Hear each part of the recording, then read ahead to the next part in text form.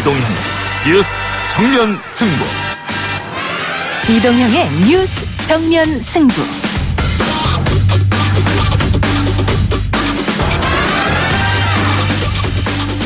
청취자 여러분 안녕하십니까, 이동형입니다. 안철수 전 대표의 복귀 시점이 다가오고 있습니다. 한때 안철수의 복심으로 불렸던 이태규 의원 말 들어보시죠. 지금 자유한국당 중심으로 하는 보수통합 논의는 참여하지 않겠다고 이미 입장을 밝히셨지 않습니까? 그러니까 그 부분은 선택지에서 제외되어 있다 이렇게 보시면 됩니다. 안 전 대표가 돌아오면 신당 창당이 확실하다고 말한 이동섭 바른미래당 원내대표 권한대행을 잠시 후 만나보겠습니다.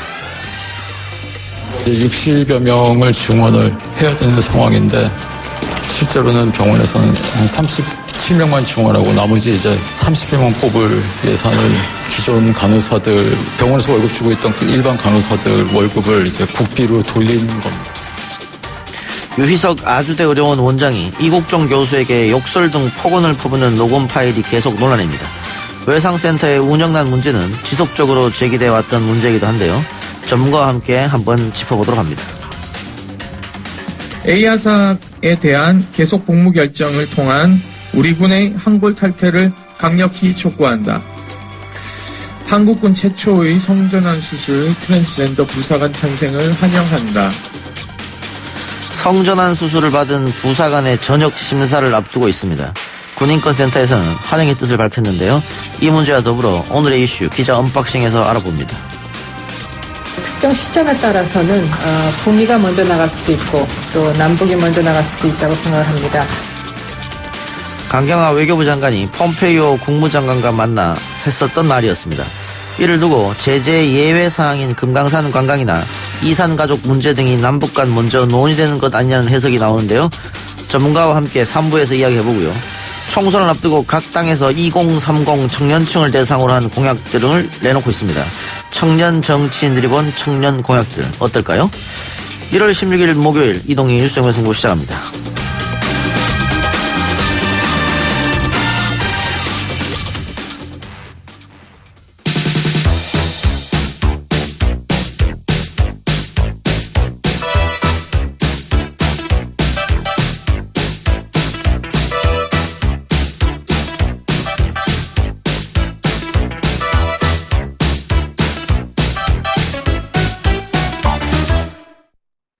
정계복귀를 선언한 바른미래당 안철수 전 의원이 19일 귀국합니다. 안 전 의원의 정계복귀, 지난 6.13 지방선거 참패 이후 해외로 떠난 지 1년 4개월 만인데요. 총선을 석 달 남겨두고 돌아오는 만큼 메시지 행보 하나하나가 관심입니다. 특히나 보수 진영의 러브콜에 어떻게 화답될지도 주목되는데요. 궁금한 안철수의 생각을 측근의 입을 통해서 대신 확인해 보겠습니다. 바른미래당 이동섭 원내대표 권한대행 연결하겠습니다. 의원님 나와 계십니까? 네, 안녕하세요. 이동섭입니다. 예. 반갑습니다. 네. 그 의원님, 안철수 전 대표하고 소통은 지속적으로 이루어지고 있는 겁니까? 네네, 그렇게 하고 있습니다. 예. 어떻게 전화나 문자를 통하는 겁니까? 네네, 그렇습니다. 예. 안 전 의원이 그 국내 의원들이랑 접촉이 잘 없다 이런 얘기도 들려서 제가 한번 여쭤봤어요. 아닙니다. 그게 예. 우리가 발부방을 통해서도 예. 같이 함께 논의하고 있고요. 또 예. 전화를 통해서도 같이 논의하고 있다는 말씀을 드립니다. 예. 안철수 전 대표가 19일 귀국하는 겁니까? 네, 그렇습니다. 예. 네. 당에서 공식 행사를 열기로 했는데 안 전 대표가 거절했다고요? 네네, 안철수 대표가 어떤 금이 환영하는 것도 아니고, 겸손한 마음으로 국민들께 조용하게 이렇게 귀국하고 싶다는 그런 의견을 전달하셨고요. 예. 또 어떤 별도의 공식 행사가 없이 그렇게 조용하게 인사드리겠다는 의견을 보내왔습니다. 예. 그리고 또 기자분들이나 언론인들과 함께 또 비행기를 이용하는 이용객이나 공항 이용객들에게 불편을 끼쳐드리면 안 된다는 그런 예. 생각을 가지고 여러 가지를 비례한 것 같습니다. 예. 취재진들은 그래도 당연히 몰릴 텐데요. 네네, 그럼요. 네. 예. 설 명절을 일주일 앞두고 귀국한다. 뭔가 의미가 있는 것 같습니다. 네, 우리 안철수 대표님이 원래 어떤 행사나 인터뷰를 할 때, 기자회견 할 때 보통 보면, 주일날 했습니다. 일요일날. 네, 그리고 또 일요일날 하는 게 의미도 있다고 생각하고요. 또 미국에서 올 때가 16시간 시차가 있기 때문에, 또 귀가해서 짐도 풀고 또 정리하고 준비하는 시간을 가질 것으로 생각해서 그렇지 않을까 또 생각하고 있습니다. 예. 네네. 어쨌든 그 서울 밥상에 안철수 전 대표의 이야기를 한번 올려야겠다 이런 생각도 있지 않았을까요? 제가 저 개인적 생각 아마 그런 생각도 있지 않나 그렇게 네, 생각합니다. 예. 네. 제 문제는 안 전 대표가 돌아오면은 거치가 어떻게 될 것인가, 바른미래당에 남아 있을 것인가, 아니면 뭐 제3의 정당을 창당할 것인가, 다른 세력과 규합을 할 것인가, 보수 정당과 합칠 것인가, 뭐 여러 가지 설이 나오고 있습니다. 네네. 아마 안철수 대표는 그런 생각을 다 정리하고 아마 들어올 것 같습니다. 예. 저도 기대할 수 있는 건 아마 공항에 도착해서 안 대표가 어떤 말씀을 하실지에 대해서 저도 좀 궁금한데요. 예. 제가 작년 6월에 독일에 갔을 때 좀 남다른 그런 생각을 했는데요. 완전히 그 권력 의지가 확실하시고요. 예. 그리고 이제 정치인이 좀 다 됐다. 그런 그 생각을 가지고 돌아왔는데요.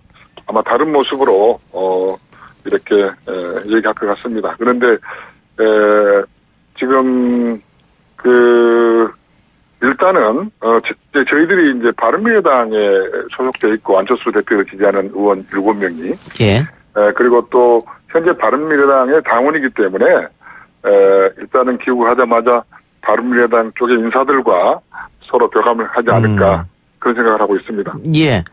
네. 그 안철수 전 대표가 과거에 거대 양당 체제로는 안 된다 이렇게 해서 국민의당을 만든 거 아니겠습니까? 네, 그렇습니다. 근데 지금 어쨌든 뭐 설왕설래가 오고 갑니다마는 네. 그 자유한국당 또 새로운 당 이쪽과 합칠 수도 있다는 얘기가 끊임없이 흘러나오고 있고요. 자유한국당에서도 러브콜을 보내는 것 같습니다. 네네. 안철수 대표 생각은 이제 대한민국이 가야 될 올바른 방향에 대해서 말씀하고 계십니다. 뭐 책에서도 얘기했지만은 중요한 건 이념이 찌든 낡은 정치를 타파해야 되고 또 그런 낡은 정치 패러다임을 바꿔야 된다는 생각과 또 선으로 양극단으로 이렇게 시달리는 분열적 리더십을 교체해야 된다는 생각을 가지고 있습니다. 예. 그리고 또 안 대표가 항상 얘기했던 중도개혁, 실용정당, 경제민생정당을 건설해야 된다는 생각을 가지고 있고요. 예. 또 지금 집권당으로 보면은 운동권으로 점철되는 권력의 주력층들 세대 교체를 통해서 정말 전문성 있고 제4차 산업혁명에 걸맞는 경제와 과학을 아는 그런 전문가들이 정치 전면에 나와서 어려운 경제나 민생 문제 이런 문제를 해결해야 된다는 그런 생각을 가지고 계신 것 같습니다. 예. 그래서 이제 대표님 생각에도 정치공학적인 통합 논리보다는 그런 데는 참여할 수 없다는 그런 생각이고요. 예. 어떤 세력 통합보다는 우선 혁신이 우선이다. 예. 혁신과 또 변화와 개혁이 우선이다. 그런 얘기를 하고 계십니다. 그러면 의원님 네네. 지금 방금 말씀하신 뭐 낡은 정치 타파, 분열된 리더십 교체, 혁신이 먼저 이 네네. 전제를 놓고 보면 자유한국당과 합치는 건 좀 어려워 보이는데요? 저는 이렇게 생각합니다. 예. 안철수 대표님이 물론 이제 야권이 그러니까 문재인 정부를 배제한 야권 전체가 창조적으로 모든 걸 기득권을 버리고 해체하고 혁신으로 새로운 제3지대에서 재편되는 그런 정당 구조라면 논의 구조라면 아마 거기에 참여할 수 있지 않을까. 저 개인적인 생각입니다. 이건. 예. 네, 그렇게 생각하고 있고요. 그럼 단순한 반문연대는 아니란 말씀입니까? 그렇죠. 예. 거기 제일 중요한 건 창조적인 모든 게 이제 해체되고 정당 구조 같은 게 해체되고 혁신적으로 국민이 정말 사랑받는 그렇게 야당이 재편되는 그런 경우라면 아마 논의 구조에 들어가서 대화할 수 있다 그런 정도로 이해하면 될 것 같습니다. 예. 네네. 자, 손학규 대표가 안 전 대표가 오면 뭐 정권을 준다 뭐 이런 얘기도 했던 것 같은데. 네네. 안 전 대표가 복귀하면 손학규 대표 체제는 어떻게 되는 겁니까? 저는 손학규 대표는 정치사에서도 정말 한 획을 기는 그런 거물 정치인이고, 예. 경륜과 대통령을 해도 전혀 손색이 없는 그런 지도자인데, 그분이 이제 대통령에 대한 그런 운이 없어서 안 되는 거 아닙니까? 예. 그러면 안철수라는 새로운 신인 정치 지도자가, 전번 20대 총선에서도 26.74%라는 그런 국민의당 때 그런 바람이 불어서 민주당을 이겼고요. 예. 그리고 지금 현재 정치 상황으로 볼 때 진보가 30이고 보수가 30이고 중도가 40이거든요. 예. 그러니까 모든 선거에는 중도층이 결정했습니다. 그래서 저는 이번 선거는 제일 중요한 게 정권 심판과 무능한 야당 심판이다. 저는 그렇게 봅니다. 그래서 이게 중도가 뭉치면 21대 총선에서 광풍이 일어날 것이다. 그게 중심에 저는 안철수가 있다. 그렇게 생각합니다. 예. 그래서 손학규 대표도 경륜이 있는 지도자니까 안철수의 깃발로 선거를 치러야 된다는 걸 알고 계시기 때문에 아마 두 분이 자연스럽게 만나게 되면 저도 손학규 대표님하고 한 일주일 전에 만났는데 안 대표가 들어오면 모든 정권을 주겠다. 그리고 함께 예. 협력하겠다는 그런 말씀을 직접 저하고도 했던 기억이 나는데요.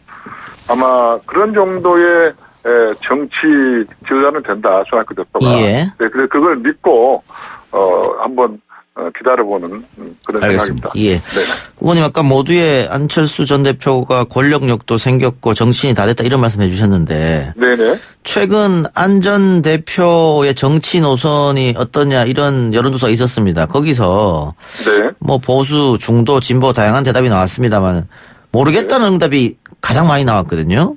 이거는 네, 그래서 이제 예 네. 어떻게 받아들여야 할까? 아직도 네. 국민들이 안철수식 정치를 모호하다고 판단하는 것 아니냐 이런 의문점이 있습니다. 저는 그래서 예.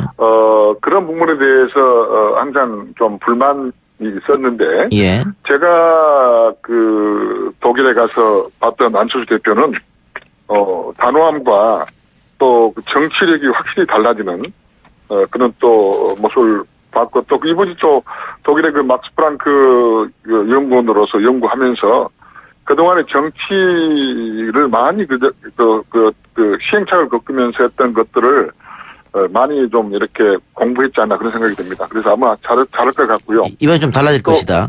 네, 달라질 것 같습니다. 달라졌습니다. 예. 네. 지난번 국민의당 돌풍은 결국은 호남에서 지역에서 많은 표를 얻었고요. 네네. 뭐 비례도 많이 얻었습니다만은 네. 어떻게 보면 호남을 기반으로 성공했다 이렇게 볼 수도 있겠는데 네네. 이번에 또 한 번 안철수가 호남에서 돌풍을 일으킬 수 있겠느냐 네. 그런 지적을 하는 분들이 있습니다. 저는 그 안철수 대표 호남뿐만 아니라 아까 말씀드렸던 대로 그 여야가 30% 정도밖에 지지를 못 받고 있는 상황에서 중도가 40%이기 때문에 예. 지금 너무나 정쟁하고 있는 모습을 이번에 보셨지 않습니까? 예. 그래서 우리 국민들이 볼 때는 양극단으로 나뉜 정치적 염증을 일으키고 있는 상황이고 예. 너무나 피곤하고 정말 종목국회는 그런 어떻게 보면은 표현하기 힘들 정도의 그런 이미지가 타격받는 그런 상황에서 예. 새로운 정치 세력을 갈구하고 있다는 것은 확실한 것 같습니다. 예. 그래서 호남뿐만 아니라 영남뿐만 아니라 중부권에서 상당한 영향력을 발휘할 것이다. 저는 그런 확신을 가지고 있습니다. 예. 근데 현실적으로 이 중도층이라고 하는 분들이 적극적 투표층으로 분류되지는 않는단 말이죠. 결국은 투표를 네네. 해서 선거를 통하는 승리가 목적일 텐데. 네네. 그런 보관 혹시 갖고 계십니까? 저는 그 안철수 대표님이 그 옛날에는 좀 모호한 부분도 없잖아 있고 그렇지 예. 않습니까? 예. 근데 확실한 기치를 걸고 깃발을 들 겁니다. 그리고 예. 자기 그동안에 그 생각했던 정치적 지향점을 확실하게 이제 드러낼 것이다.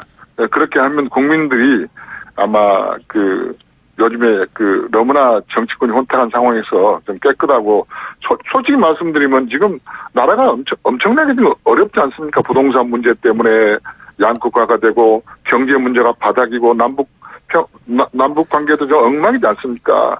이런 관계 그리고 제4차 산업으로 생명으로 얘기할 수 있는 그 과학자와 경제를 가장 잘하는 사람이 안철수이기 때문에 예. 그 안철수가 신선한 그런 지도자고 또 그런 능력 있는 지도자고 우리 100년의 먹거리를 창출할 수 있는 그런 지도자이기 때문에 이번엔 분명히 더 안철수를 더 지지할 것이다. 저는 그렇게 봅니다. 예.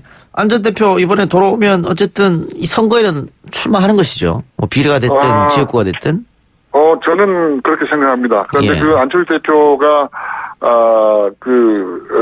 지봉을 잡고 앞서가야 되기 때문에 가장 강한 그런 선택을 할 거라고 지금 생각합니다. 그 바른미래당 일각에서는 부산으로 가야 된다 이런 주장도 있는 것 같습니다. 네, 그건 제가 안 대표 생각을 아직 모르겠고요. 예. 하여튼 가장 안 대표가 앞장서서 자기가 희생하는 모습을 보이지 않을까 그런 생각을 합니다. 알겠습니다. 의원님 오늘 인터뷰 고맙습니다. 네, 감사합니다. 네. 네. 지금까지 바른미래당 이동섭 의원이었습니다. 1부 순서 마치고요. 2부 기자 언박싱 코너로 돌아오겠습니다.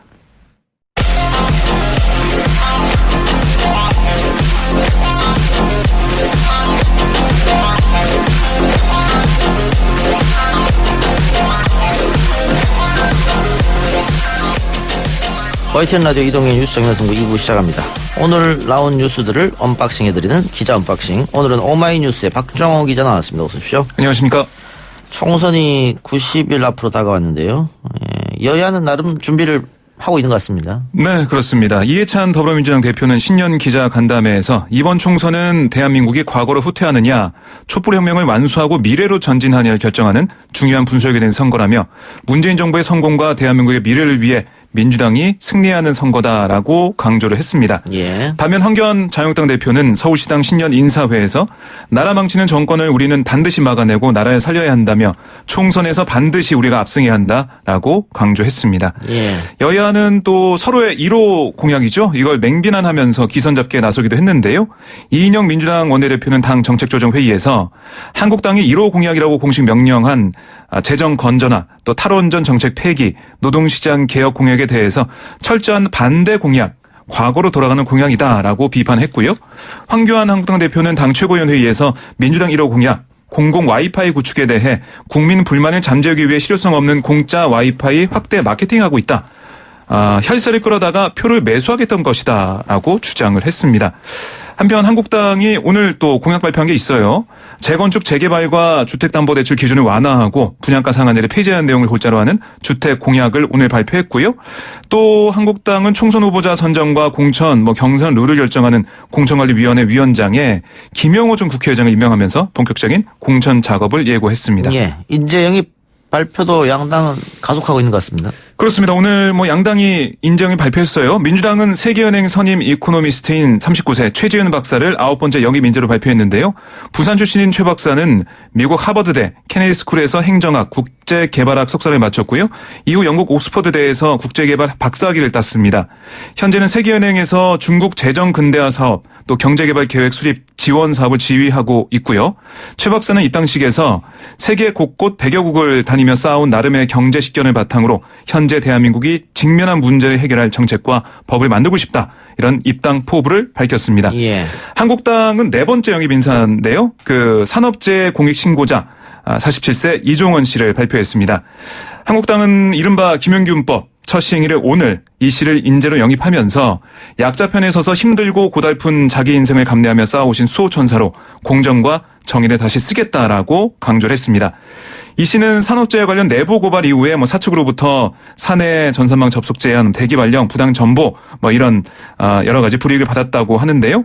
이 씨는 2017년 대선 당시에는 문재인 후보 중앙선대위 공익제보지원위원회 위원으로 자문 활동도 했습니다.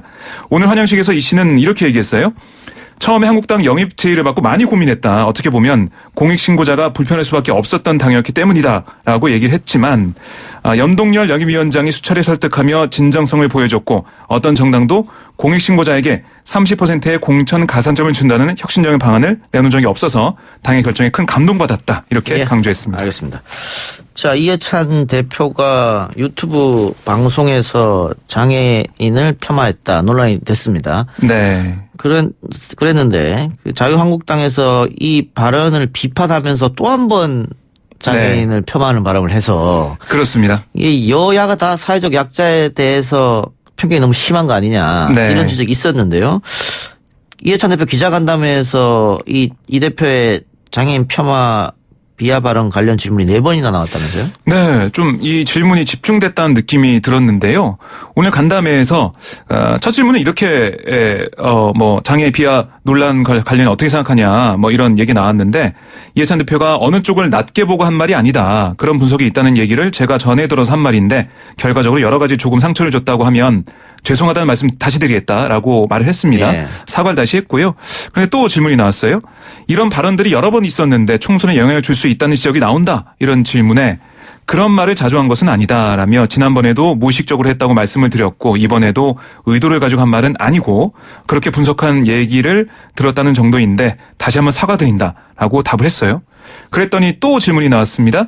사과에만 그칠 것이 아니라 인권 의식 교육 등을 통해서 당 조직 전반의 인식 개선이 필요하지 않냐 이런 물음이 이어지자 장애인 문제는 거듭 사과를 드렸기 때문에 의도적으로 한 것이 아니고 불식간에 한 것이기 때문에 더 말씀드릴 것은 아니다라고 다시 이해찬 대표가 밝혔습니다. 하지만 베트남 이주 여성, 경력 단절 여성 등을 두고 그간 수차례 인권 감수성이 부족한 모습을 보였다는 지적이 네 번째로 나오자 이해찬 대표는 자꾸 말씀하시는데 더 이상 말씀을 안 드리겠다라고 얘기를 했습니다. 예. 이게 또, 당 공식 유튜브가 녹화였는데. 그렇습니다. 왜 편집해서 거르지 못했느냐. 이 부분도 논란이 되고 있는 것 같습니다. 네. 그래서 오늘 그 기자 질문, 세 번째 질문 같은 걸 보면 그 당 조직 차원의 인권 의식 교육 이런 게 필요하지 않냐. 이런 질문도 있었던 겁니다. 예. KBS 세월호 보도에 개입한 혐의로 기소된 이정현 무소속 의원 벌금형이 확정됐네요. 네, 대법원은 방송법 위반 혐의로 기소된 이 의원의 상고심에서 벌금 1,000만 원을 선고한 원심을 확정했는데요. 벌금형의 확정으로 이 의원은 의원직을 유지할 수 있게 됐습니다. 국회의원은 공직선거법 위반 사건이 아닌 일반 형사사건에서 금고 이상형이 확정되면 의원직을 잃는데요. 벌금형이기 때문에 의원직을 유지할 수 있게 됐고요. 이번 판결의 의미가 좀 있어요. 방송에 간섭하는 행위를 규제하는 방송법을 어긴 사례로 처벌되는 첫 사례란 의미도 있습니다. 예. 이게 2014년 4월 세월호 참사 직후 KBS가 해경 등 정부 대처와 구조 활동의 문제점을 주요 뉴스로 다루자 이정현 의원이 당시 청와대 홍보수석이었잖아요. 김시곤 그 KBS 보도국장에 전화를 걸어서 뉴스 편집에서 빼달라. 다시 녹음해서 만들어달라 이렇게 편집에 개입한 혐의를 받고 있습니다. 이 녹취가 공개가 됐었죠. 예. 이 의원은 개인적 친분이 있던 당시 보도국장에 사적으로 부탁한 것일 뿐이라고 주장했지만 1심은 방송법에서 금지한 편성에 대한 간섭 행위다라고 판단해서 징역 1년에 집행유예 2년 선고했는데 2심 재판부는 유죄 판단을 했지만 이걸 벌금형으로 형량을 깎아줬습니다. 대법원이 오늘 그 2심 선고 판단을 유죄한 겁니다. 예. 어쨌든 선거법 관련 위반이 아니니까는 그렇습니다. 다음 선거에 나가는데도 문제가 없겠네요. 네, 아마 그 서울 지역 출마를 생각하고 있다고 하죠. 예. 네. 자, 검찰의 청와대 하명 수사 의혹 수사가 이어지고 있는데 오늘은 경찰청 본청을 압수수색했네요. 네, 그렇습니다. 서울중앙지검 공공수사 2부가 서울 서대문구 경찰청 정보통신 담당관실에 검사 수사관들을 보내서 김기현 전 울산시장 주변 비위 첩보와 관련한 자료들을 확보했는데요. 검찰은 경찰청 내부 전산 서버에서 김 전 시장 관련 첩보 이첩과 이후 울산경찰청 수사에 관여한 경찰관들의 이메일 또 내부 메신저 송수신 내역 등을 추출해서 압수를 했습니다. 김 전 시장 관련 첩보 이게 2017년 10월 청와대 민정비서관실에 접수가 됐고 반부패 비서관실과 경찰청 특수수사과를 거쳐서 같은 해 12월에 울산지방경찰청에 접수가 됐습니다. 검찰은 첩보를 넘겨받아 수사를 벌인 울산경찰청 지능범죄수사대 이런 곳을 지난달 24일 압수수색해서 경찰청과 보고 또 지시를 주고받은 내역 등을 확보를 했고요. 경찰청 안에 있는 통합전산센터 서버에도 원격 접속에 관련 자료를 받았습니다. 그리고 이것도 하나 짚어봐야 될 것 같은데요. 검찰은 또 김 전 시장 주변 수사를 지휘한 황운하 전 청장에게 늦어도 다음 주 초반까지는 출석하라고 요구를 했습니다. 황 전 청장은 오늘 자신의 SNS에 출석 일정과 관련해서 검찰과 협의 중에 있다라고 얘기를 했는데요. 황 전 청장은 21대 총선 입후보 예정자로서 준비해야 하는 게 좀 있기 때문에 자신이 조정하기 어려운 일정도 있어서 검찰과 출석 일정을 협의 중에 있다라고 밝혔습니다. 황 전 청장은 어제 경찰청에 사직원을 제출했습니다. 예, 검경 수사권 조정 이후에 또 연속적으로 이런 일이 벌어져서 검경 갈등은 당분간 지속될 것 같기도 합니다.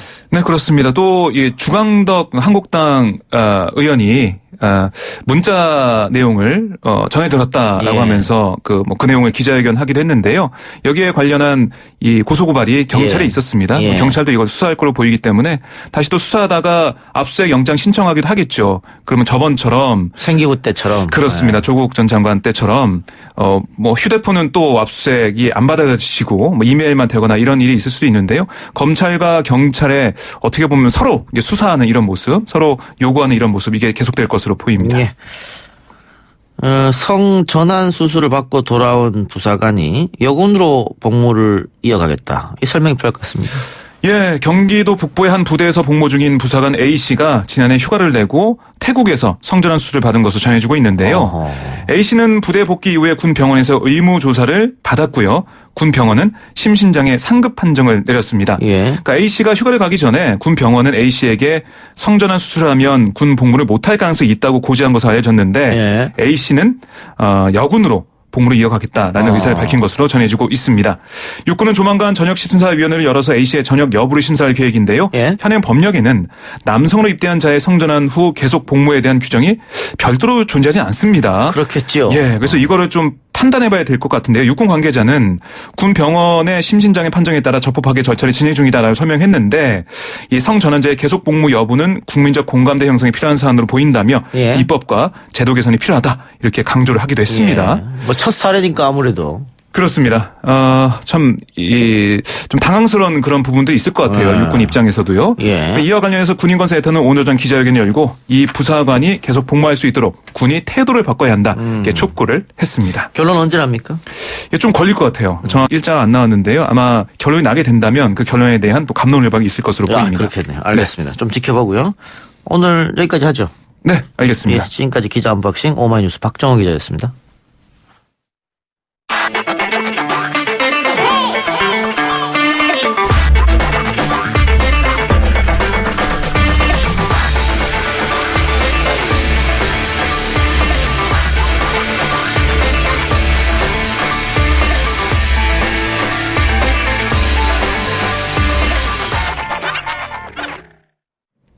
중증 외상 분야의 권위자인 아주대병원 이국종 교수가 유희석 아주대 의료원장으로부터 욕설이 섞인 폭언을 듣는 녹음 파일이 공개된 논란이 일고 있습니다. 이국종 교수와 유희석 의료원장의 이런 갈등 배경에는 권역 외상센터 운영 문제가 있다고 하는데요.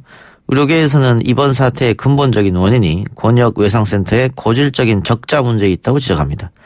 권역 외상센터 운영의 본질적인 문제 어떻게 풀어야 할지 인도주의 실천 의사협의회 정영준 사무처장 연결해서 이야기 나눠보겠습니다. 사무처장님. 네, 안녕하세요. 네, 안녕하십니까. 자, 우선 권역 외상센터가 어떤 것인지 설명이 필요할 것 같습니다. 외상센터라고 하면 딱 느낌이 오실 텐데, 이제 어떤 사건이나 사고로 인해가지고 크게 다친 사람들이라는 건 아실 텐데요. 예. 일반 응급실하고 좀 다른 점은 이제 다발성 골절이나 출혈을 동반한 중증의 외상 환자를 말하는 것입니다. 그러니까 흔히 말하는 골든타임이 아주 중요한 환자를 말하는 거고요. 그리고 이제 응급실하고 다른 점이 현장 처치부터 이송까지 다 책임을 지기 때문에 저희 뉴스에서 보셨겠지만 이국종 교수께서는 직접 헬기 타고 막 가고 그러시잖아요. 일반 응급실은 응급실로 119나 아니면은 응급 이송 차량이 이송을 해주지만 이제 이 권역 외상센터는 직접 그 필드까지 나가가지고 거기서부터 골든타임을 체크를 한다는 점이 좀 다른 점입니다. 예. 전국에 이 외상센터가 몇 곳이나 있습니까? 현재 지정은 17곳인데 운영은 아직 2곳이 아직 시작을 못했어요. 15곳만 운영되고 있는 걸로 되어 있습니다. 예. 이 외상센터 운영할수록 적자다 이런 기사도 많이 났던데 지금 전국에 있는 외상센터가 다 적자 상태입니까? 그러니까 이제 외상센터는 당연히 적자일 수밖에 없습니다. 왜냐하면 일반적인 그런 저희 진료 수가를 가지고는 그 정도의 인력을 동원해서 아까도 제가 말씀드렸지만 직접 가서 이송까지 하고 이런 비용을 다 부담할 수 없으니까요. 그래서 이제 이 권역 외상센터는 도입될 때부터 이제 국가에서 일정 정도 자금을 지원해서 그 적자분을 메꿔주는 구조로 가고 있었던 것인데요. 그렇지만 이제 적자 논란이 계속되고 있는 것이죠.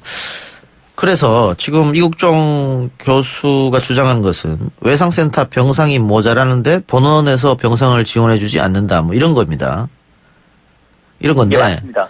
결국은 본원 같은 경우에는 돈도 안 되는 외상센터 환자들이 베드를 많이 차지하고 있으면 굉장히 병원 운영에 곤란을 겪는다 이런 논리인 겁니까?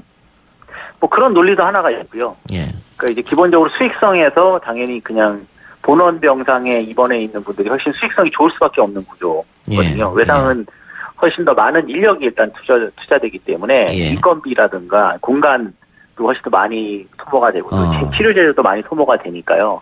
당연히 이제 원가가 훨씬 더 많이 들어가니까 보상이 커야 되는데 그렇게 보상은 안 된다고 이제 판단하는 것 같고. 근데 그보다도 이제 더 중요한 부분의 두 번째 문제는 아까도 제가 말씀드린 대로 이런 권역별 외상센터는 정부에서 지원하지 않습니까? 아주대 같은 경우에 거의 뭐 매년 60억 정도를 지원합니다. 운영비로. 그렇기 때문에 이 입원 환자들은 사실 이 운영비의 일부가 지원되는 건데 이 외상 환자가 본원에 입원을 할 경우에는 이 지원이 안 됩니다. 아하. 그러다 보니까 외상 환자를 본원에 입원을 시키게 되면 실제로 적자라는 이야기가 또 나오게 되는 것이죠. 그러면 이 외상 환자 수가를 올려주면 안 됩니까? 그러니까 이제 수가 이야기가 계속 나오고 있는데 외상이라는 것이 이제 다양한 치료 행위를 종합적으로 하는 행위 아니겠습니까? 그래서 그 수가를 올리게 되면 뭐 외상 환자에 대해서는 올린다는 것 자체가 사실 거의 불가능하고요. 아, 그렇습니까? 외상 환자 골절에 대해서는 올리고 외상 환자가 아닌 골절에 대해서는 올리지 않는다. 이렇게 한다는 것이 그리고 판단도 어렵고 사실 그래서 수가보다는 인력이나 아니면은 이 보전 비용으로 지급하는 것이 맞는데 그 기준이 아무래도 정부에서 민간병원에 지원하는 것이다 보니까 좀 내밀하게 들여다보고 이 사람은 외상센터에 입원하지 않았으니까 지원을 못하겠다 이런 식으로 나왔을 때 병원 입장에서는 이제 손해라고 주장할 수밖에 없는 것이죠. 그 병원이 민간 병원이기 때문에 수익성도 당연히 중요할 테죠. 적자가 계속 나면 안 되니까. 근데 이렇게 권역 외상센터를 운영하면 할수록 적자가 난다고 하면 병원에서는 운영하기 어려울 테고. 그래서 그 대안으로 그렇다면 이거 뭐 국립중앙의료원이나 혹은 뭐 지자체에서 운영하는 곳이라든가 이런 국가나 지자체에서 운영하는 곳에 설치하면 되지 않느냐 이런 대안도 있던데 어떻게 보십니까? 그 당연히 맞는 말씀이고요. 저희는 이제 애초부터 사실 이런 권역별 외상센터 이야기 나오기 전에 처음 나온 이야기 중증 외상센터입니다. 이런 중증 외상센터들을 사실은 공공병원이나 국립병원에서 주로 해야 된다고 주장을 해왔는데, 근데 이제 정부의 특히나 이제 이 경제 쪽 책임지시는 관료분들이나 부처의 입장에서는 그러면 초기에 엄청난 인프라가 들어가게 됩니다. 2, 3천억을 처음에 투자해야 병원 하나 지으니까요. 이제 이런 것들을 해낼 수 있는 병원이라면 그 정도 비용이 필요합니다. 그런 상황이다 보니까 이제 민간병원에 그냥 처음에 인프라 구축 비용으로 한 100억 정도를 주고 운영비로 매년 뭐 한 50억에서 60억 정도 주면서 운영하는 게 수지타산이 더 맞다고 정부 스스로 이제 판단을 했던 것이 이제 2011년부터 지금까지 연속이 된 것이고요. 그리고 또 앞서 제가 이야기한 대로 지금 지정은 17곳인데 현재 15곳 운영되는 이유가 서울은 지금 지정된 곳이 국립중앙의료원인데 아직까지 운영을 못하고 있습니다. 이 예정도 지금 2023년으로 되어 있는데 이제 뭐 이전을 한다 만다 뭐 언제 한다 이렇게 이야기를 하고 있는 그런 상황인데 이게 당연히 국립중앙의료원은 지금 그 시스템상 돈을 조금 받아가지고 이걸 운영할 수가 없으니까 엄청나게 큰 돈을 받아야 됩니다. 이걸 하려면. 예산 문제가 결국. 예산 문제가 계속 이제 문제가 됐던 것이죠. 그래서 이번 기회에 진짜 이 부분은 좀 획기적으로 예산 개선을 해서 한번 인프라를 갖추고 가는 게 전 국민의 어떤 안전과 건강을 위해서도 유리한 방향이 아닌가 이렇게 생각이 들고요. 뭐 이런 얘기도 있던데 맞는지 모르겠습니다. 그 의료진들이 그 외상 쪽으로 가게 되면 결국은 돈은 많이 벌지는 못하고 일은 굉장히 많아지고 그래서 이쪽으로 가려고 하는 의료진이 잘 없다. 의사들도 그렇고 이런 얘기도 있던데. 맞는 말씀입니다. 당연히 지금 뭐 이국종 교수님을 비롯해서 외상센터에서 주로 일하는 모든 선생님들이 다른 어떤 의사들보다도 힘들고 나름의 그 소명을 가지고 헌신하는 분들이고요. 거기에 대해서 보상도 이제 충분히 받고 있지 않다고 저도 생각을 합니다. 근데 이제 다만 그것 때문에 운영이 어려울 것이다라는 점은 좀 다른 부분인데요. 왜냐하면 사실 뭐 돈을 많이 벌겠다고 하는 의사들도 있지만 사실 이런 부분에 관심 있어 하는 의사분들이 많이 있습니다. 그렇겠죠. 저희도 뭐 의사단체고 저도 뭐 의사지만요. 근데 이제 문제는 그런 분들이 가장 원하는 거는 이제 돈이나 이런 보상보다는 실제로 본인이 할 수 있는 최선의 진료를 할 수 있는 환경이거든요. 근데 이제 그런 환경이 제공되지 않았을 때 이제 이국종 교수께서 그래서 이제 계속 많이 분노하신 거 아닙니까? 사실은 뭐 내가 뭐 보상을 많이 못 받는다고 분노하신 게 아니잖아요. 내가 할 수 있는 최선을 우리가 골든타임을 놓치니까 이제 분노한 건데 그런 부분은 사실은 정부에서 당연히 환경만 제대로 인프라를 갖춰준다고 하면 그런 의료진들은 정부 산하의 병원이라고 하더라도 가서 일할 용의가 충분히 있는 사람이 많이 있다고 저는 생각합니다. 그래서 그러니까 인프라를 충분히 갖추지 않은 공공병원에서 인프라 갖춰놓지 않고 사람들이 뭐 보상을 많이 안 해주고 월급이 작으니까 이 의사들이 안 온다 이런 식으로 이야기하는 것은 사실 좀 핑계에 지나지 않지 않냐 이렇게 생각이 듭니다. 그러면 선생님이 생각하실 때 이 이국종 교수와 아주대병원의 갈등의 가장 큰 원인은 결국은 운영 문제에 있다라고 보시는 거네요. 네, 맞습니다. 그러니까 아주대병원은 민간병원이고요. 물론 뭐 비영리법인이고 학교법인이 운영하는 뭐 아주 수익성을 강조하는 병원이 아니라고 할지라도 이제 수익성 강조할 수밖에 없는 민간병원이고 예. 이국종 교수께서 하시는 이제 권역외상센터는 사실은 뭐 계속 이렇게 돈을 빨아가야 되는 사실 그런 적자가 날 수밖에 없는 착한 적자죠. 예. 날 수밖에 없는 그런 아주 중요한 역할을 하고 있지만 공공적인 의료를 수행하는 그런 기관이고 이 두 개를 이렇게 결합시켜 놓으니까 사실은 이 사이에서 계속 갈등이 벌어지는 예. 거라고 저는 생각합니다. 근데 아주대병원이 이국종 교수나 외상센터 때문에 보이지 않는 홍보 효과가 엄청나지 않습니까? 물론 뭐 그 점에 대해서는 충분히 뭐 아주대병원 측에서도 이용했다고도 볼 수 있고 또 공감할 거라고 생각합니다. 예. 하지만 그렇다 치더라도 실제로 이제 뭐 인력을 수급하는 문제라든지 환자를 어느 병상에 입원시킨다든지 이런 이제 디테일한 문제가 나왔을 때는 사실 하나하나가 또 다 이렇게 요즘에는 뭐 이런 회계 관리라든가 이런 부분들이 드러나는 시대이기 때문에 예. 그 눈에 보이기 때문에 이제 그렇게밖에 못하는 것이고 서로 싸움이 일어날 수밖에 없는 게 아닌가. 물론 제가 뭐 이해하는 입장이라기보다는 그렇게 저는 해석을 할 수 예. 있고 그래서 애초부터 뭐 이제 제가 뭐 그 당시에도 그런 의문을 가졌었는데 이제 아주대병원에 가까운 곳에 이제 분당 서울대병원이 있습니다. 이제 상당히 큰 병원이고 충분히 다른 의료진들의 수준도 높은 병원입니다. 이런 곳에 사실은 그런 권역외상센터를 만들고 거기 이국종 교수 같은 분을 초빙해가지고 센터장으로 맡기고 이런 식으로 할 수도 있었는데 예.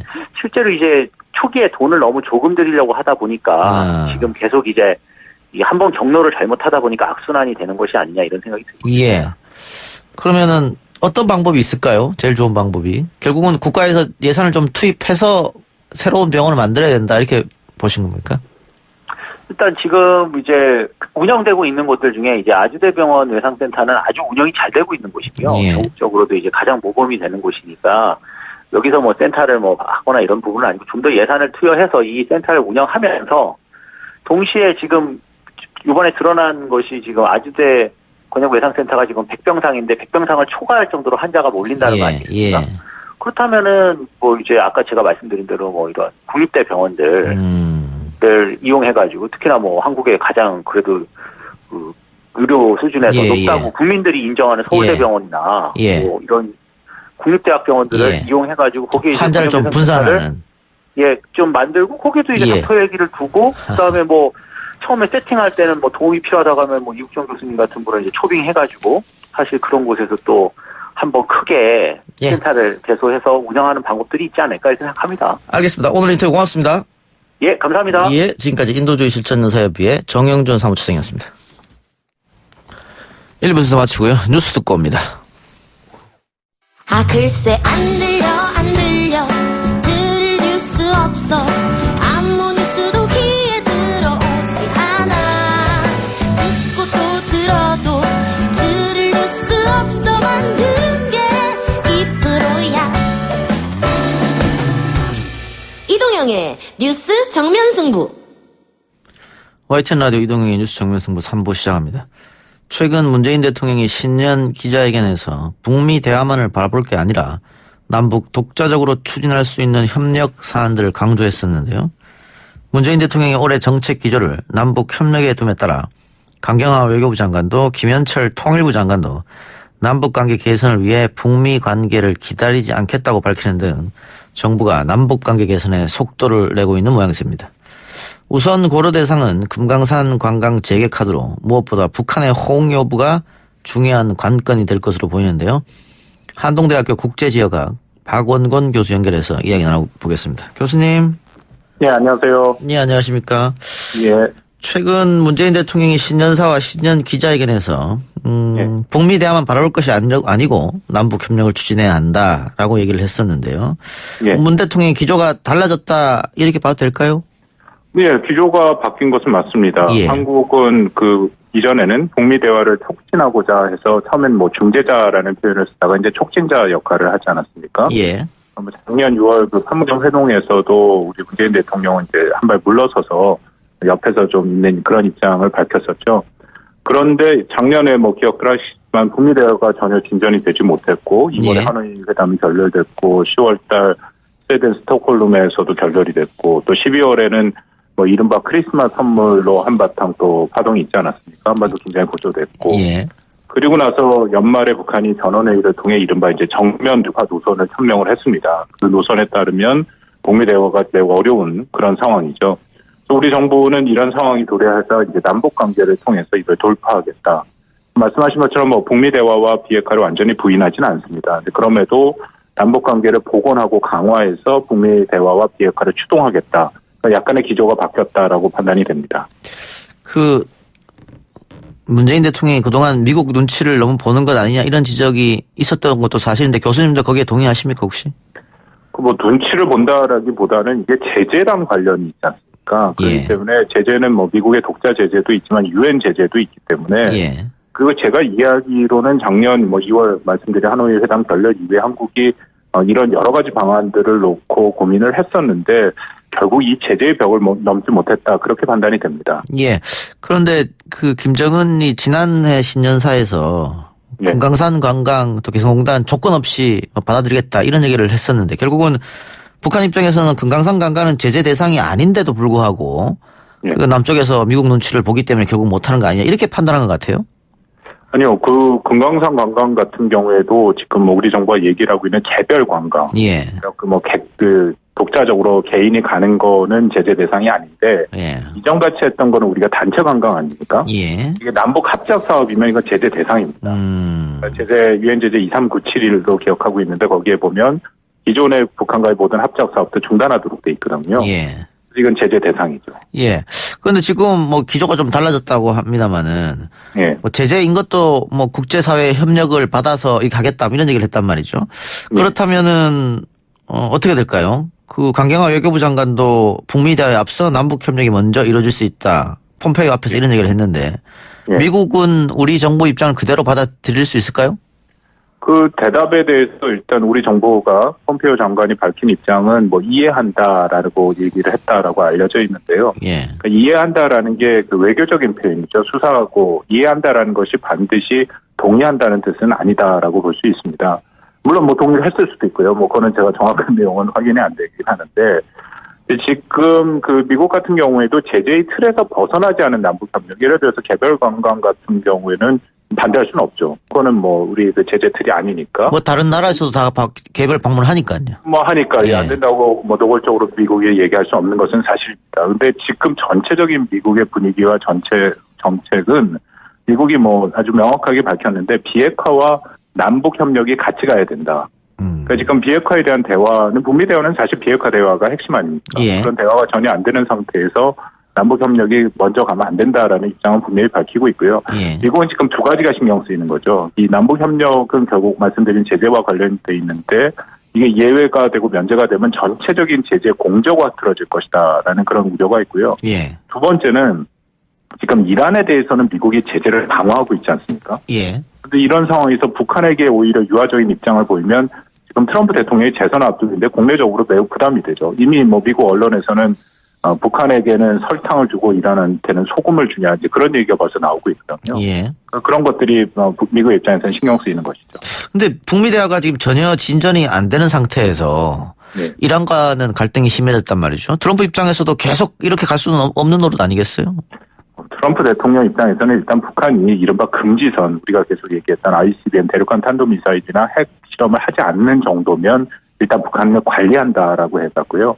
현재로서는 더 적극적으로 나갈 만한 그런 입장과 상황은 아닌 거로 이해하고 있습니다. 지금 다시 탄핵 국면에 들어섰죠. 상원으로 넘어간 상태고 여전히 이란 문제 걸려 있고 그렇기 때문에 북한 문제에 대해서 적극적으로 신경을 쓸 만한 여력은 현재는 없어 보입니다. 레드라인만 소위 말하는 레드라인만 넘지 않는다면은 지금 선에서 관리하겠다 이 생각이란 말씀이죠. 그렇죠. 예. 예.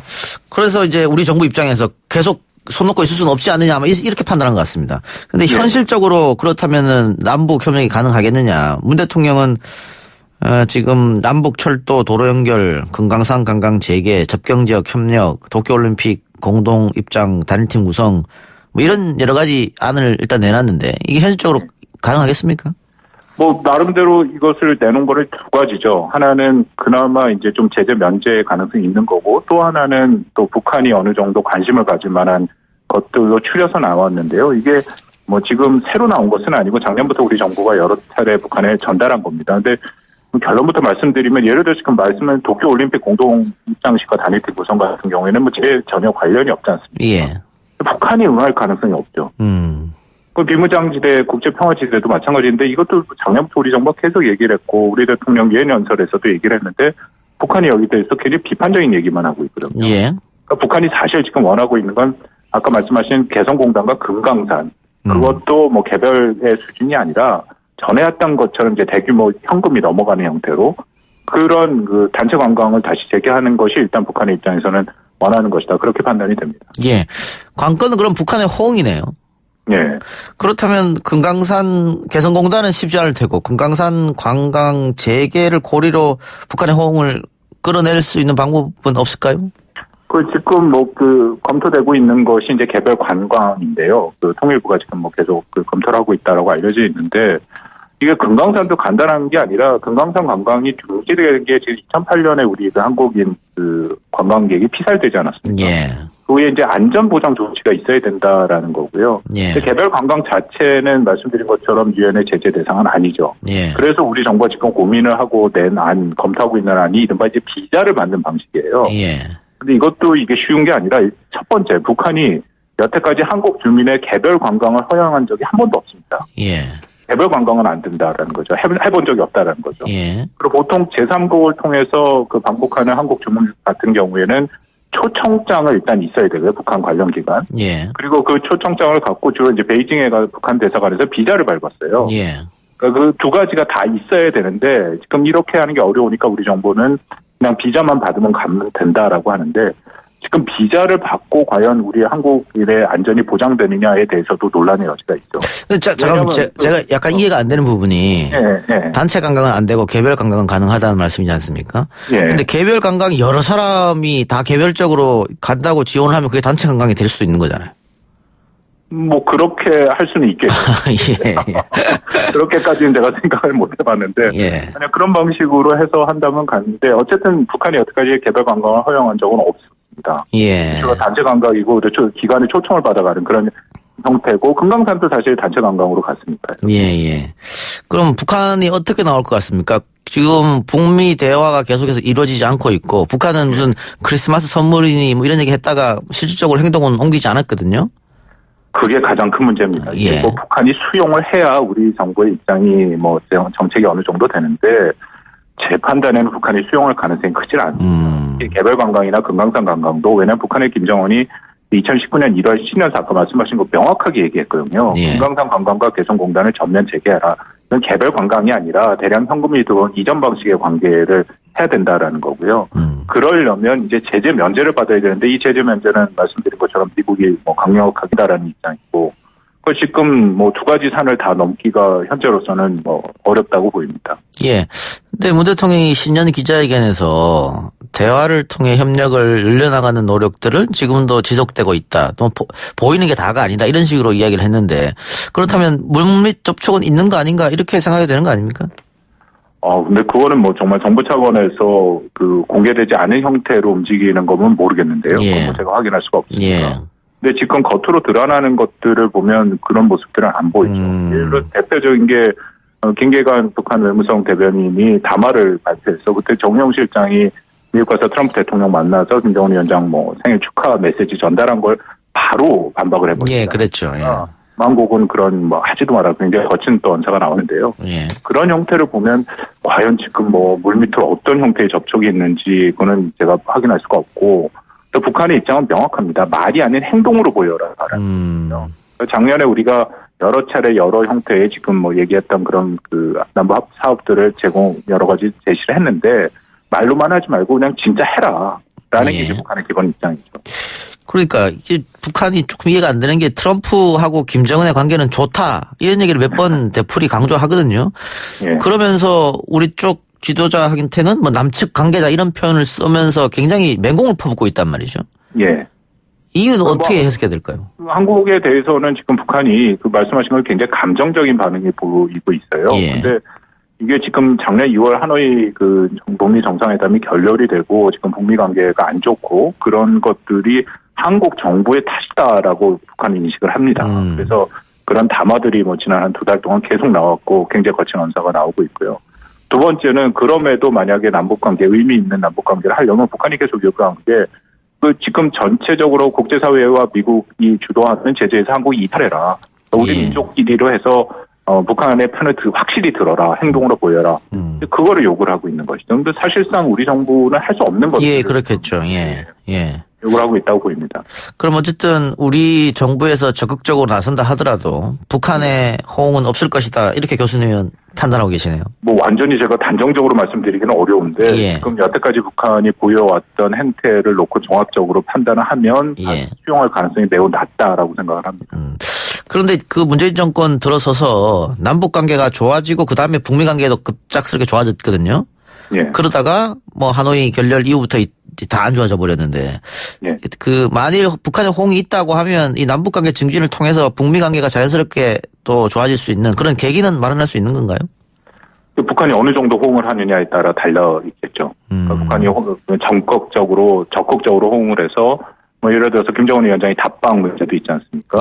그런 형식까지 간다면은 그것을 통해서 남북 관계가 계속 뭐 개선이 되면 우리가 여러 가지 얘기를 할 수 있는 거고 그 안에는 미국이 가장 관심 있는 이제 비핵화, 뭐 한국도 관심이 크죠. 그런 비핵화 문제에 대해서도 얘기를 할 수 있게 되고 그렇게 되면 이게 선순환이 될 수 있다라는 겁니다. 그러니까 저는 지금 미국과 한국이 여러 가지 조치와 제안을 하는 것도 중요하지만 열쇠는 북한이 갖고 있죠. 그 작년 말씀드린 전원회의에서 정면 돌파 노선이라는 걸 얘기를 하는데 이게 장기전으로 가겠다라는 거거든요. 그리고 지난 10월달 그 스톡홀름에서 북한이 제시한 이른바 생존권과 발전권 그거를 미국이 선행적으로 보장하지 않는 한 자신들은 뭐 전혀 움직이지 않겠다. 심지어는 영변과 뭐 제재를 바꾸는 그런 것도 자기는 관심이 없다. 현재로서는 북한이 그런 입장을 명확히 보이고 있습니다. 핵 경제 병진 정책에서 핵을 포기한다. 이런 노선이 있었는데 다시 그러면 핵 경제 병진 정책으로 돌아가는 겁니까? 뭐 그렇게 보기는 좀 쉽지는 않고요. 경제 병진 노선은 뭐 재작년에 분명히 결속한다. 그리고 여전히 그리고 북한은 이제 경제 건설 총집중 노선이다라는 것을 유지하고 있는 것은 맞습니다. 그리고 왜냐하면 핵에 대해서도 지금 정확히 말씀드리면 북한이 한 번도 공식적으로 핵 포기를 하겠다라는 얘기는 없습니다. 그러니까 북한 헌법에도 여전히 북한이 핵 보유국으로 돼 있고 핵 보유에 대한 의지는 북한이 이제 공식적으로 나타나는 여러 가지 그런 문건들에는 나오고 있죠. 아까 답방 뭐 이야기해 주셨는데 김정은. 관련해서 일본 언론에서 총선 전에 김정은이 답방할 수 있다 이런 기사를 썼던데 그건 어떤 근거를 가지고 썼는 걸까요? 글쎄 뭐 근거는 없다라고 보이고요. 그래요? 그거는 우리 그 국내 정치적으로 이른바 북풍이 있지 않습니까? 북풍이라는 게 안보의 위협을 느끼는 북풍인데 그런 것이 아니라 이제 선거에 예를 들어 여당에 좀 도움이 되도록 그 뭐 한다라는데 글쎄요 제가 보기에는 지금 북한의 여러 가지 태도나 또 그게 정말 선거에 도움이 될지도 제가 잘 모르겠고요. 여러 가지 상황에서 그거는 좀 너무 많이 나간 기사다라고 생각을 합니다. 자 그러면 어떻습니까? 그 남북 관계가 만약 북한에서 호응을 안 한다고 하면 결국은 북한은 미국 쪽을 바라보고 있는 거라는 결론이 도달하는데 북미 관계 돌파구도 대화가 스타트가 돼야 되는데 어떻게 가능하겠습니까? 대화가 시작하는 게? 뭐 저는 완전히 가능성이 없다라고 보지는 않고요. 지금 일단 상황을 북한도 좀 보고 있다라고 판단이 듭니다. 왜냐하면 미국이 대선전으로 들어가고 또 트럼프 대통령이 워낙 예측 불가능하기 때문에 또 어떤 식으로 정책을 할지 모르는 거거든요. 물론 중요한 것은 그 대화의 여지를 북한도 열어놨습니다. 전원회의 그 결정문을 보면 결정문을 아닌 전원회의 결과를 보면 뭐 대화를 완전히 안 하겠다라는 얘기는 없는 거거든요. 대화의 문을 열어놓았다고 보는 것이 맞지만 과연 관건은 북한이 이른바 금지선 미국이 트럼프 대통령이 늘 얘기하는 ICBM과 핵실험을 할지 안 할지 만약 그걸 넘는다면 대화는 매우 어려워지죠. 그러니까 1차적으로 지금 한국과 미국 국제사회가 가장 공을 들여야 되는 것은 북한이 이른바 금지선을 넘지 못하도록 하는 겁니다. 그걸 해야 그나마 지금 대화의 그 동력을 최소한도로 유지할 수 있다고 판단합니다. 그 트럼프가 예측 불가능하다고 해주셨는데 그 트럼프가 이란의 그 제2 최고 사령관이죠? 제거를 해버렸단 말이에요. 핀셋으로. 혹시 그 북한이 레드라인을 넘는다고 하면 트럼프가 그런 군사 행동도 할까요? 북한을 상대로? 그거는 가능성이 없다라고 봅니다. 없습니까? 북한은 이란이랑 매우 다르고요. 예. 그 솔레이마니 그 혁명수비대 사령관이죠. 쿠드스군 사령관인데 그 공습을 할 경우에 그 드론을 사용하지 않았습니까? 예. 드론이라는 것만 사용하는 것이 아니라 사실은 지상에서 그것을 할 미군이 있었던 거죠. 예. 그 어디에 무슨 차를 타고 가는지 확인이 돼야 드론으로 공습이 되거든요. 그 의미는 북한에도 같은 형태가 이루어져야 되는데 미군 특수부대가 북한에 들어간다라는 것은 말이 안 되는 거고. 예. 두 번째는 미국 북한의 수령 같은 경우, 북한 최고 지도자 같은 경우에 동선이 가장 그 특급 비밀입니다. 예. 동선 노출도 어렵고, 그리고 공습 자체를 하기 어려운 그 지하의 깊은 벙커들을 많이 갖고 있거든요. 그리고 가장 큰 게 공습을 한 다음에 그 다음에는 어떻게 할 것인가. 오히려 뭐 미국 더군다나 트럼프 대통령 입장에서는 한반도의 불확실성이 굉장히 높아지는 거 아닙니까? 예. 그거 원치 않죠. 그래서 예. 저는 군사적인 옵션은 오히려 트럼프 대통령의 미국은 더 하기는 어렵다. 오히려 북한이 금지선을 놓으면 경제 제재를 하겠죠. 예. 알겠습니다. 교수님 오늘 말씀 여기까지 듣겠습니다. 예, 감사합니다. 예, 지금까지 한동대 국제지역학 박원곤 교수였습니다. 3부 수사 마치고요. 4부 젊은 청년들 이야기 들어보겠습니다. 이동영의 뉴스 정면 승부 청취자 여러분 안녕하십니까? 이동영의 뉴스 정면 승부에서 기염을 담당하고 있는 이동영의 뉴스 정면 승부 마스코트 박준 변호사입니다. 지금 청취율 조사 기간입니다. 지금 사시는 데가 경기도 카디시 맞으시고요. 네. 네, 어제 라디오 어떤 거 들으셨어요? 평일에는요, 이동경의 정면 승부요. 어디? YTN. YTN. 그 네. 몇 시때 들으신 거예요? 5시에서 7시까지 하는 거요. 아, 이동영의 뉴스, 이거. 이게 거의 네. 뉴스를 주로 다루는 거니까, 네. 이거를 주로 들어요. 그러니까 이동영 1부부터 2부하고 그 중간에 뉴스하고 3, 4부가 뒤에 하니까. 예, 맞아요. 예. 주로 이동영의 뉴스 정면 승부를 들어요. 네. 잠깐 화장실 간 거 빼고 다 들었어요. 꼬박꼬박 7일 중에요. 5일 정도 월요일부터 금요일까지는 매일 이동영의 뉴스 정면 승부는 맨날 들어요. 이동형의 뉴스 정면 승부.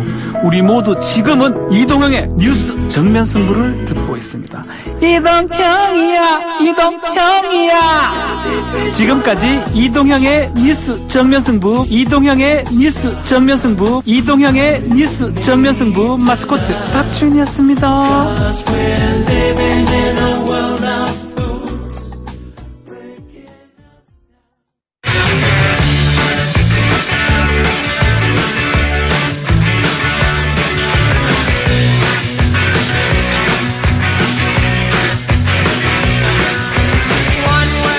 YTN 라디오 이동현 뉴스 정면 승부 4부 시작하겠습니다.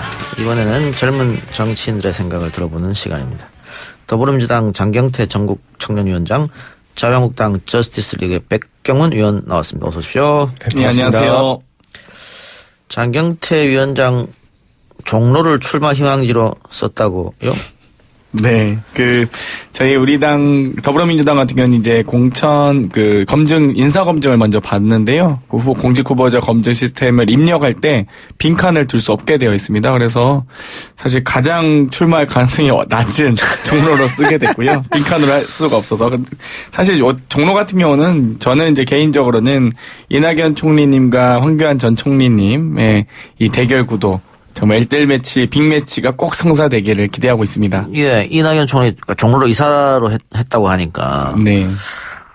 그럼 뭐 가고 싶은 데가 없어요? 저는 이제 일단 전략 지역으로 같은 경우는 이제 초대 대학생위원장 또 30대 청년위원장으로서 어쨌든 인재 육성 1호라고 불리는데요. 어쨌든 전략 지역으로 가서 또 우리 당에 의미 있는 성과를 올리기 위해서 선봉해서 뜨겠습니다. 당에서 하라는 대로 하겠다. 당의 명령에 따라야죠. 네. 대구 달서 이런 데 보내면 어떡합니까? 그래도 가야죠. 근데 제가 달서에 살아보지 않아서 아마 주민들에게 예의는 아닌 것 같습니다. 예, 농담이었고요. 네. 백경원 의원은 어떻게? 저도 가장 치열한 최전선 지역에서 한번 뛰어보고 싶은데요. 예.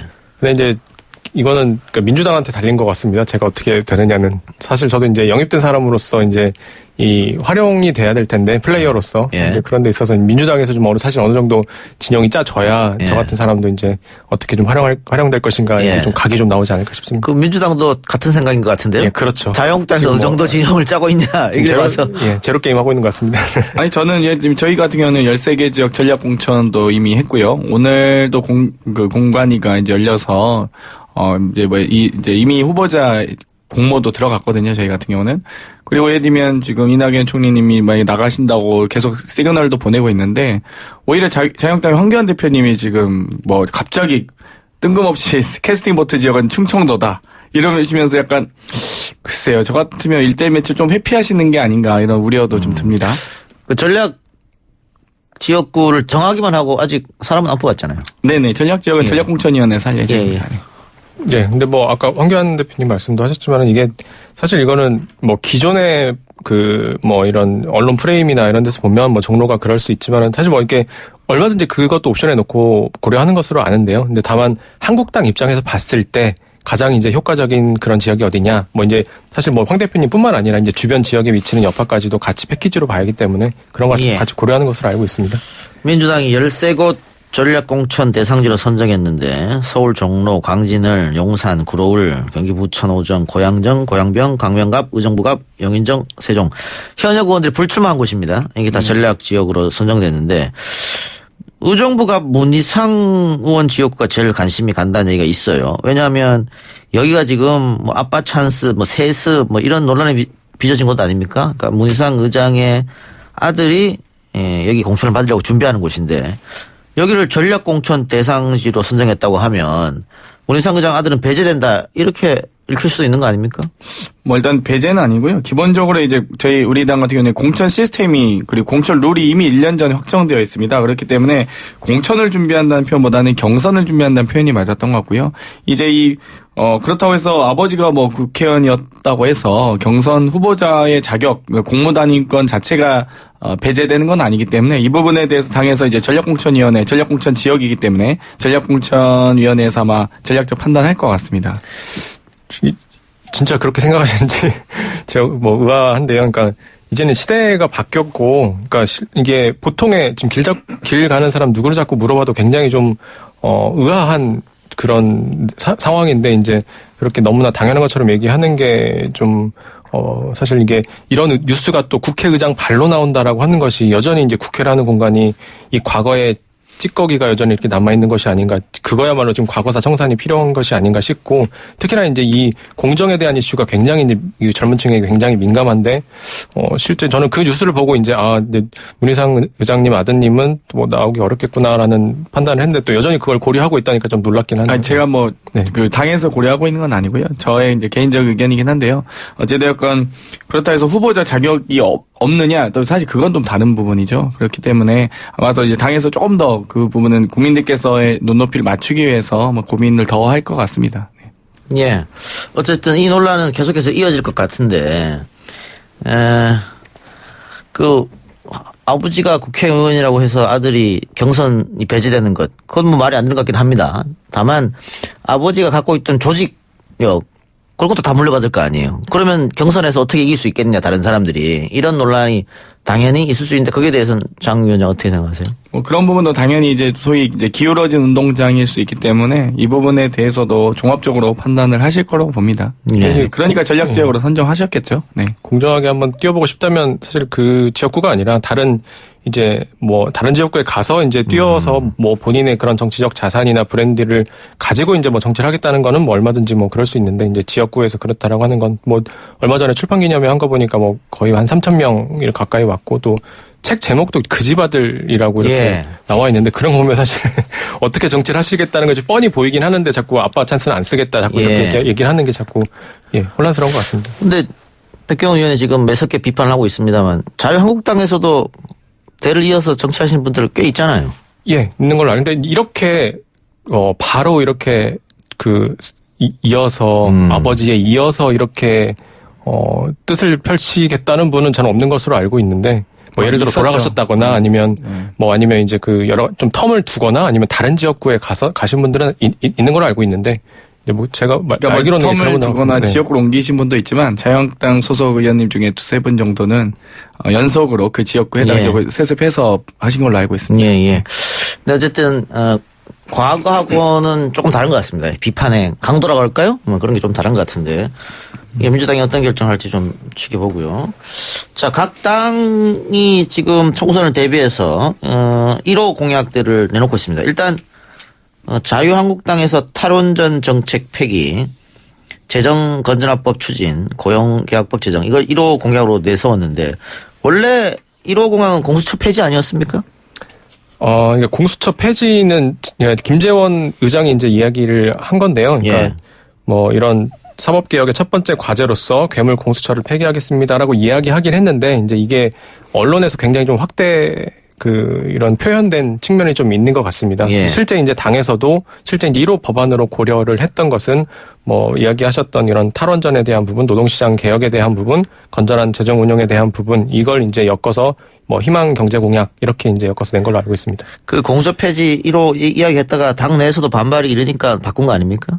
제가 뭐 그렇게들 많이들 알고 계신데 이제 제가 알고 있기로는 그건 아니고 이제 김재원 의장님이 이제 그렇게 말씀을 하셨는데 이제 이게 언론에서 이렇게 자꾸 이제 민주당과 이제 이런 대립 구도 이런 각을 세우기 위해서 이제 그런 얘기를 더 이제 확대해서 이야기한 걸로 알고 있습니다.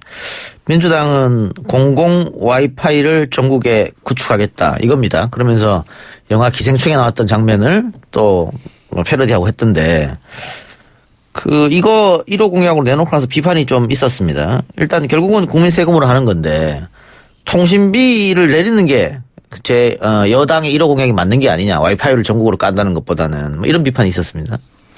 일단 뭐 여러 가지 민주당에서는 뭐 사실 여러 가지 3G, 그러니까 4차 산업혁명에 맞는 공약, 그리고 우리 대한민국이 한 단계 나아갈 수 있는 공약들을 고민했던 건 사실입니다. 그렇기 때문에 우리가 IMF를 맞은 그 국난의 위기 속에서도 인터넷 PC를 보급하고 인터넷 망을 깔면서 결국 이 3차 산업혁명의 성공을 이루지 않습니까? 결국 이제 4차 산업혁명은 이 소위 데이터 요금으로 좀 국민들의 시름을 줄여주면서 좀 더 빠른 그리고 안정적인 그리고 좀 더 안전성이 높은 와이파이를 공급하는 것으로 지금 고려를 하고 있는데요. 버스나 터미널, 전통시장 등의 공공 와이파이를 5만여 개까지 구축하는 것으로 지금 목표를 하고 있는데 좀 안타까운 건 이제 저희는 어찌됐건 이런 고민들 물론 완벽한 정책이란 건 없습니다. 찬성과 반대도 있고 여러 가지 이제 그런 부족한 부분도 있을 수 있는데요. 뭐 공수처도 저는 그런 고민이 있을 수 있다고 보는데 그렇다 할지라도 10분 양보해서 그렇다 할지라도 계속적으로 이 자유한국당에서 나온 얘기는 공수처 폐지, 노동개혁 저지, 탈원전 저지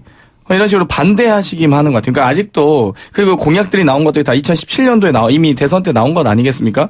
아직도 대선을 치르고 있는 것이 아닌지 자유한국당에서는 그런 고민이 들고요. 정말로 좀 더 그럼 자유한국당이 그 보수 정당으로서 어떤 정책과 고민들을 대한민국을 발전시키기 위한 고민들을 하고 계신지 이제는 비전을 제시할 때가 됐다. 이제는 뭐 저희 보고 집권 3년 차에 결과를 내놓으라고 하는데요. 그러면 야당 3년 차에 그 비전은 무엇인지 이제는 내놓을 때가 된 것 같습니다. 저는 이 1호 공약을 보면서 이게 민주당은 오늘만 보고 공약을 짜고 한국당은 내일을 준비하고 대비하는 공약을 짜고 있다고 생각했습니다. 그러니까 한국당이 얘기한 뭐 재정 운영에 대한 부분이나 노동시장 개혁, 탈원전 폐기 이런 게 보면 결국에는 미래와 미래 세대에 초점이 맞춰져 있는 공약이라고 보시면 되는데요. 특히나 이제 뭐 노동시장 개혁 같은 경우에는 일자리 문제, 이제 미래 세대에게 일자리 문제가 굉장히 중요한 과제이죠. 이게 공정한 일자리 시장을 만들어야 되는데 현재 이제 문재인 정부에서 이야기하는 그런 노동시장을 보면 이건 뭐 기회가 가장 불평등하고 과정은 가장 불공정하고 결과가 가장 정의롭지 못한 이런 노동시장을 계속 만들어내고 있으면 사실 이 비정상을 정상화로 만들어 놓는 것이 어찌 보면 지금 제1야당의 저는 1번 과제라고 보고 21대 국회에서도 가장 중요하고 가장 시급한 문제라고 보여집니다. 아니 그 자유한국당에서 공정한 일자리 시장 만드시는데 어떤 공정한 일자리 시장 만드시는지 모르겠고요. 저희는 그러니까 지금 주택공약 오늘 발표한 것도 3기 신도시 제도 검토하고 부동산 뭐 상한제 폐지하겠다. 또 반대하시는 거예요. 오히려 공정한 일자리 만드시려고 하시는 정당이 예전에 강원랜드 510명 중에 490명 결국 그런 비리와 부정으로 채용하셨으면서 이제는 그럼 오케이 그거는 뭐 그렇다 치더라도 지금 어떻게 공정한 일자리를 만들겠다는 건지 그것부터 말씀해 주셔야죠. 계속적으로 오히려 정규직을 비정규직화하고 기존에 있는 고용 안정성 약화시키는 그리고 고용 유연성 강화시키는 방식으로 이렇게 계속 정책과 고민들 뭐 이미 민부론에서 이렇게 이미 주장하시지 않았습니까? 권영호 대표께서. 그렇기 때문에 저희는 정말 좀 제발 부탁인데요. 이 논쟁과 토론하려면 자유한국당이 제발 좀 공약과 비전을 내놓으시면 그걸로 좀 토론했으면 좋겠습니다. 예. 지금 자경태 위원장 이야기는 자유한국당에서 내놓은 공약을 보면 다 문재인 정부 반대로 하는 것밖에 없다. 비전한 거 대안이 없지 않느냐. 결국은 발목 잡기 계속 하려는 거 아니냐. 이 얘기인 것 같고요. 또 자유한국당에서 하는 이야기 같은 경우에는 지금껏 너무 어렵게 공정 이야기를 말로만 했지 실천을 못했으니까 그거를 바로 잡는 데 의미가 있다. 뭐 이렇게 이제 얘기한 것 같은데. 어쨌든 이것도 평행선인 것 같은데. 그 두 분 청년을 모셨으니까 지금 여기에 안 나와 있는 당 얘기 좀 해봅시다. 정의당 1호 공약인데요. 청년에 관한 공약이에요. 만 20세 청년 전원에게 3천만 원을 지급하겠다. 뭐 찬반 양론이 엇갈리는 모양인데 두 분은 어떻게 판단하십니까? 결국엔 이거 세금으로 하겠다는 이야기인데 저는 그러니까 이게 뭐 예를 들어 국민들의 합의가 있고 국민들이 동의하는 부분이 있다면 이만큼 그러면 많은 세금을 걷어서 그러니까 세금을 이만큼 많이 걷고 또 이만큼 많이 청년들에게 실제 청년들에게 도움이 될 수 있는 방향에서 이렇게 지급을 하자라고 한다면 뭐 얼마든지 그렇게 할 수 있지만 예. 사실 그런 중간 과정 다 생략하고 세금 어떻게 거둘지 재원을 어떻게 마련할지 이런 것들 다 생략하고 일단 3천만 원 주겠다라는 그런 공약을 이렇게 내놓은 것이 어찌 보면 이런 특히나 이제 정의당에서 1호 공약으로 이렇게 내놓은 예. 것이 이 청년들 특히 이제 청년들의 그런 정치 혐오를 더 부추기는 발언이 아니냐. 아니 어르신들 그 기초연금 10만 원 올려주는 것도 굉장히 힘든데 청년들에게 3천만 원을 주겠다라고 하는 것이 이 젊은 이 친구들에게 청년들에게 어떤 시그널로 다가올까 저는 이게 굉장히 좀 우려스럽고 사실 지금 어찌 보면 이제 국회에서 논의해야 되는 것이 뭐 청년들에게 청년 수당을 줄까 3천만 원을 줄까 사실 이런 좀 달콤한 공약들 말고 실제 청년들에게 아까 말씀드린 정말 공정한 노동시장을 어떻게 만들어야 되는지 AI 시대에 우리는 그러면 이 노동 환경에 대비해서 어떤 준비를 해야 되는지 이 노동법을 어떻게 고쳐 써야 되는지 이런 부분들에 대한 논의가 돼야 되지 자꾸 이렇게 현혹시키는 그런 포퓰리즘성 그런 정책을 내놓는 것이 굉장히 저는 우려스럽다고 생각이 듭니다. 네. 뭐 일단 저는 출발 자산의 취지 자체는 대단히 좋다고 생각합니다. 어찌되었건 이 사회 안전망, 그러니까 사회를 진출하는 것, 사회에서 경쟁해서 도태되거나 뭐 거기에 대한 결과까지 저희가 평등할 수는 없다고 생각하는데요. 최소한 사회에 진입하는 출발선만큼은 만들어줘야 된다. 우리 사회가. 결국 우리 사회가 그걸 가지고 우리가 사회 안전망이라고 표현하잖아요. 만약 사회 안전망이 없다면 부모님에게 기댈 수 있는 어떤 청년이거나 혹은 아르바이트를 해야만 하는 청년, 아르바이트하는 청년은 당연히 힘들고 고단한 삶 속에서 사회 진출하는 선이 대단히 약할 수밖에 없겠죠. 그렇기 때문에 사회 안전망의 측면에서 대단히 좋다라고 생각하는데 다만 이제 이 금액에 대해서 좀 논쟁이 있을 수 있을 것 같습니다. 과연 출발할 때 만 20살이 됐을 때 사회 진출할 때 꼭 3천만 원이 필요하느냐 혹은 뭐 1,000만 원이 되느냐 500만 원이 되느냐 약간 이 정도의 저는 논쟁이 있을 수 있다고 보는데요. 과연 이제 중요한 것은 이 사회에 진출할 때 사회를 진입하는 과정 뭐 예를 들면 주거비라든지요 혹은 뭐 정말 재취업을 취업을 위한 어떤 학원비라든지 여러 가지 이제 비용들 교통비라든지 여러 가지 있을 수 있지 않겠습니까? 그런 비용들을 좀 더 현실적으로 국민의 눈높이에서 고려를 하고 또 현재 사용 가능한 재원을 좀 고민해서 이 부분에 대한 좀 논의는 좀 있었으면 좋겠습니다. 저도 조금 정의당이 뭐 좋은 고민들을 많이 하시긴 하는데 아무튼 여당이 되시면 좀 더 고려하실 게 많아지지 않을까 생각합니다. 다 좋은데 그러니까 이게 저는 이게 이렇게 자꾸 수당을 주면 뭔가 다 될 것처럼 얘기하는 건 굉장히 비겁한 짓이라고 생각을 합니다. 이게 결국에는 이제 청년들이 처해 있는 그 현장을 어떻게 바꿀 것인가를 자꾸 이야기해야지. 그러니까 노동시장에 기득권이 있으면 그게 자꾸 기득권 문제가 해결이 안 되니까 이게 문제가 계속 이게 문제가 생기는 건데 이거 문제는 자꾸 가만히 두고 이게 뭔가 불편한 얘기는 잘 하지 않고 자꾸 하고 싶은 얘기만 듣기 좋은 얘기만 자꾸 하니까 이게 자꾸 이 청년들에게는 좋지 않은 환경이 계속 이렇게 유지될 수밖에 없다는 거죠. 이 자리에 정의당 사람이 없으니까요. 네. 여기까지만 하죠. 두 분 다 어쨌든 비판적 시선으로 이야기해 주셨고요. 민주당 이해찬 대표의 부적절한 발언이 있었습니다. 그리고 그 발언을 비판하는 자유한국당 논평에서도 또 부적절한 발언이 있었습니다. 그래서 이 거대 양당이 이 인권 감수성, 인권 의식이 없는 게 아니냐. 두 분 어떻게 보세요? 네, 둘 다 반성을 해야 되는 일이라고 보고요. 근데 뭐 이제 일단 그 민주당에서 1호 인재로 최혜영 이분을 이렇게 영입을 했는데 근데 이제 이분 영입할 때도 보면 장애를 극복하고 성공한 사람이다 뭐 이렇게 소개를 했었는데 근데 이제 이걸 우리가 좀 바로 볼 필요가 있다고 생각을 합니다. 이게 장애라는 것이 극복해야 되는 것인가 있는 그대로 바라봐줄 필요도 있지 않나 뭐 이렇게 봐야 되는데 이제 그분을 자꾸 이제 장애를 꼭 극복해야 하는 과제인 것처럼 그렇게 온 언론에다 대고 이렇게 비춰지고 그렇게 얘기를 했던 것은 특히 이제 민주당에서 좀 잘못한 부분들이 좀 있지 않나 생각합니다. 저는 어찌되었건 이채영 교수님에 대한 이 어려움의 극복 과정을 좀 더 감동을 강조하시는 과정에서 좀 표현이 좀 엇나갔다고 생각하는데요. 어찌되었건 장애인들께서도 국민으로서 유권자로서 또 일반 시민으로서 평등하고 동등한 지위와 권리를 가져야 합니다. 그럼에도 불구하고 사회적 편견과 시선들은 아직도 여전하기 때문에 그 부분에 대해서 좀 더 개선하는 더불어민주당의 의지를 좀 더 강조하시고 표현하시는 과정에서 나와서 좀 너무 안타깝게 생각하고요.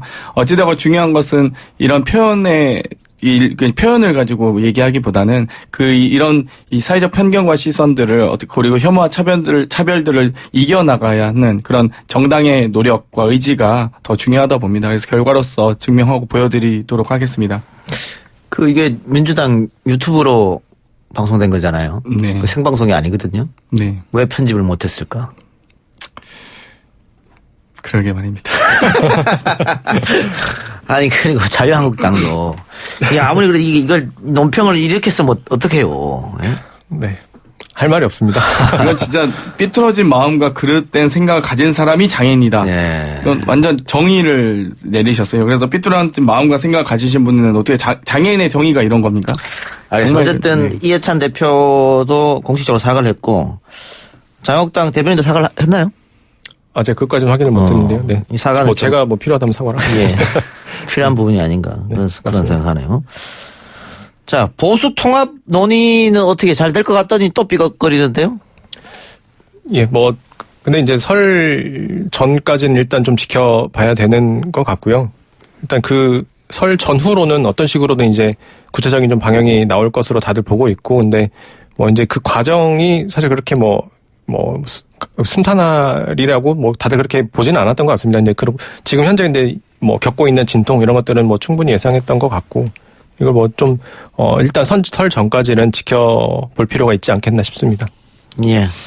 저는 이제 3차 회의 만에 이렇게 세보수당에서부터 이미 통합준비위원장, 추진위원장 바꾸자는 말이 나오고 하는 거 보면 정말 이 보수정당은 통합의 경험 자체가 너무나 무지하다라고 생각을 합니다. 그러니까 소위 이 통합의 전제 조건은 양보 합의거든요. 그런데 계속 이 권력 투쟁을 해본 경험만 있지 양보 합의를 해본 적이 없어요. 지금도 사실 저희 보고는 처음에는 협치하자고 해놓고선 협치는커녕 맨날 집 밖으로 나가지 않았습니까? 결국 보수 정당끼리 통합한 역사는 제가 기억하기로는 3당 야합한 거 이외에는 권력 유지원 수단으로 3당 야합한 이외에는 통합한 경험이 없습니다. 제가 알기로는 그 전후 한국 정치사에. 근데 소위 3당 야합도 보수 통합이라고 볼 수는 없죠. 권력 통합이었기 때문에 이 부분에 대해서 과연 보수 정당이 통합에 대한 정신을 알고는 알 수 있을까 정말 그건 너무 아쉽습니다. 그건 이제 민주당 피셜인 것 같고 제가 보기에는 이제 다른 점보다는 테이블 위에 꺼내놓은 것이 다른 것보다는 같은 것이 훨씬 더 많아서 이제 통합하려는 에너지가 확실히 더 강한 건 사실이고 무게중심이 더 쏠려 있는 건 사실인 것 같습니다. 근데 이제 그 결과가 이 대통합이 될 것이냐, 대통합까지는 아니고 중소통합 정도가 될 것이냐, 이거는 좀 더 지켜볼 필요가 있는 것 같습니다. 근데 대통합이든 중소통합이든 도로 새누리당과 뭐가 다르냐 이런 지적이 또 있을 수 있지 않습니까?